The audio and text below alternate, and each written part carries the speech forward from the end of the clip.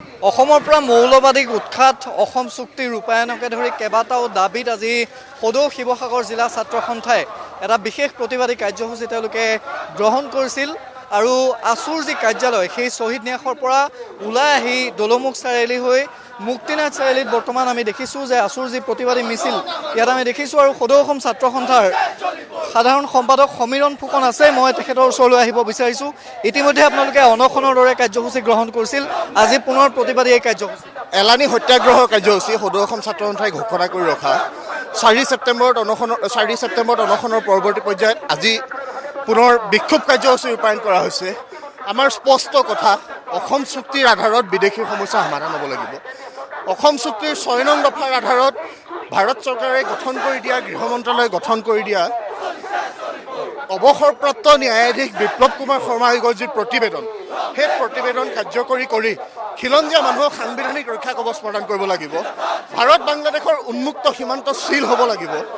NRCৰ পুনৰীক্ষণ আমি বিচাৰিছোঁ আৰু কাৰ আওতাৰ পৰা অসমক আঁতৰাই ৰাখিব লাগে। আৰু অতি শেহতীয়াকৈ চৰকাৰে যি কেন্দ্ৰীয় গৃহ মন্ত্ৰালয়ে এটা অৰ্ডাৰ দিছে, অনুপ্ৰৱেশ আৰু বিদেশীৰ ৰেহাই অধিনিয়ম, এই অৰ্ডাৰৰ আওতাৰ পৰা অসমক আঁতৰাই ৰাখিব লাগে।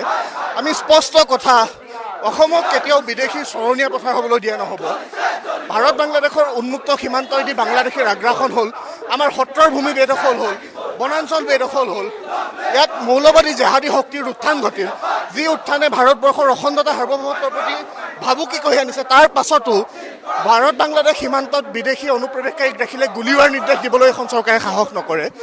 আমি অসমৰ মুখ্যমন্ত্ৰীগৰাকীক সকীয়াই দিব খুজিছোঁ, উচ্ছেদৰ নামত তেখেতে উচ্ছেদ কৰি আছে।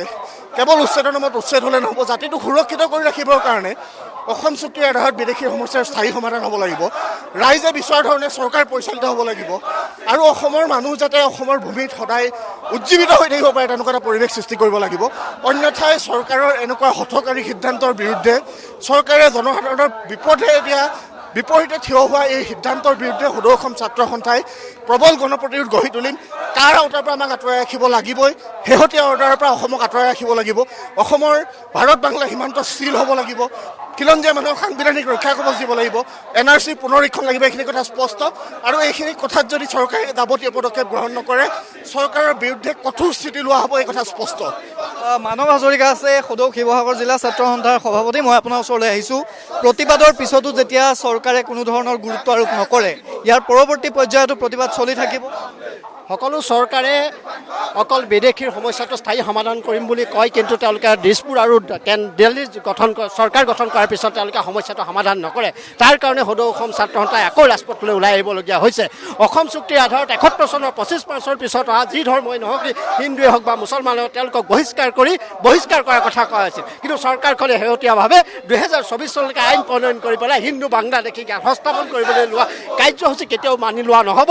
চৰকাৰে এনেকুৱা হঠকাৰী সিদ্ধান্তৰ বিৰুদ্ধে আমি প্ৰতিবাদ অব্যাহত ৰাখিব।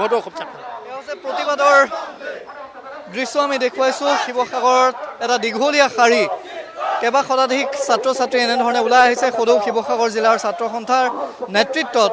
আৰু ভাৰত বাংলা সীমান্ত স্থিৰ কৰাকে ধৰি অসমত NRC উন্নীতকৰণ বা অসম চুক্তি ৰূপায়ণকে ধৰি যিসমূহ বিষয় আছে, বিদেশী চিনাক্ত কৰি বহিষ্কাৰ কৰা, মৌলবাদী শক্তিক উৎখাত কৰা, এইসমূহ তেওঁলোকৰ দাবী। ইয়াৰ পূৰ্বে, আজিৰ পৰা কেইটামান দিনৰ পূৰ্বে তেওঁলোকে প্ৰতিবাদী কাৰ্যসূচী কৰিছিল, অনশনৰ কাৰ্যসূচী কৰিছিল। আৰু তাৰ পিছত অনশনৰ কাৰ্যসূচীৰ পিছত এলানি প্ৰতিবাদী কাৰ্যসূচী তেওঁলোকে ঘোষণা কৰিছিল।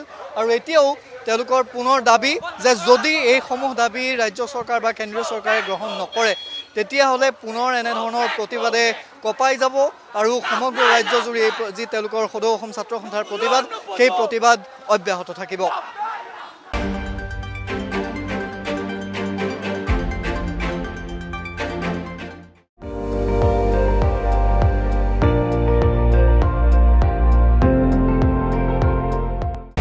আপুনি চাই আছে ND24, সৰ্বশ্ৰেষ্ঠ নহয়, সৰ্বোত্তমৰ দৌৰ।